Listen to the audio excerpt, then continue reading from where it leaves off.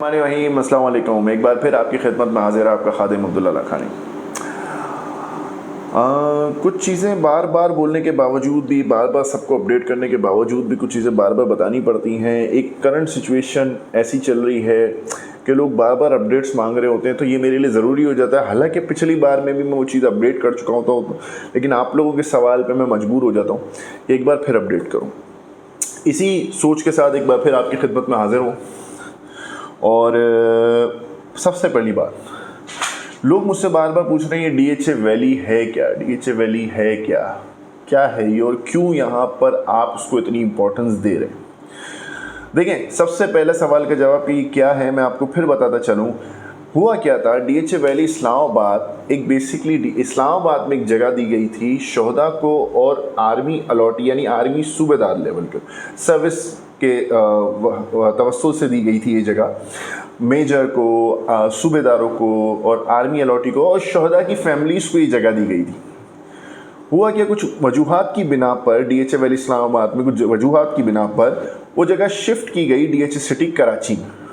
DHA city Karachi में जब shift हुई तो लोग उसको जोक दर जोक खरीदने लग गए। अच्छा, हो क्या रहा है, यहाँ पर 125 गज की यानी 5 मरला यहाँ आके कन्वर्ट हो जाती है 125 गज में, 8 मरला यहाँ आके कन्वर्ट हो जाती है 200 गज में। तो हुआ क्या है, वो जो चीज़ें कन्वर्ट हुई हैं, 5 मरला 125 गज में कन्वर्ट हुई, 8 मरला 200 गज में कन्वर्ट हुई, तो उस वही बाइंग सेलिंग यहाँ पे भी चल रही है।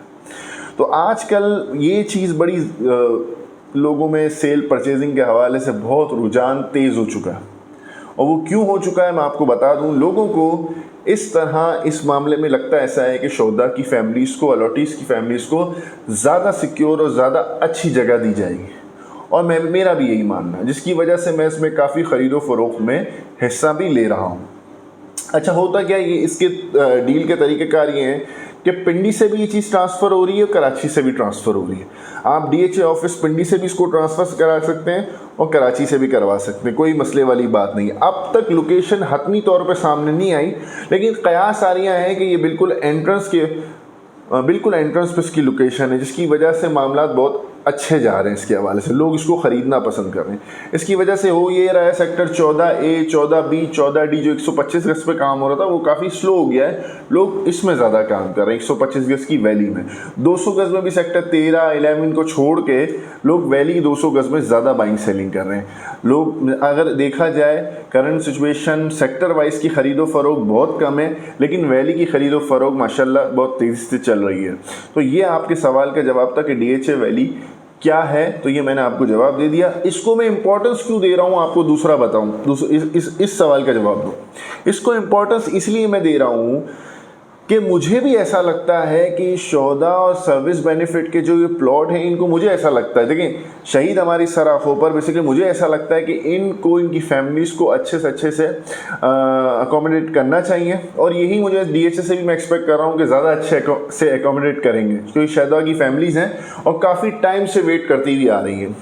तो मुझे ऐसा लगता है इनको अच्छे से अकोमोडेट होगा और मुझे भी यहाँ ज़्यादा बेनिफिट नज़र आ रहा है। तो जिसकी वजह से मैं इसको इतनी इंपॉर्टेंस दे रहा हूँ, अपने इन्वेस्टर्स को रिकमेंड कर रहा हूँ, अपने क्लाइंट्स को रिकमेंड कर रहा हूँ, उसमें बाइंग सेलिंग कर रहा हूँ। तो अगर आप भी इसमें बाइंग सेलिंग करना चाह रहे हैं, इसके हवाले से कोई और मज़ीद अपडेट्स लेना चाह रहे हैं, तो दिए गए नंबरों पर रब्ता कर लीजिएगा।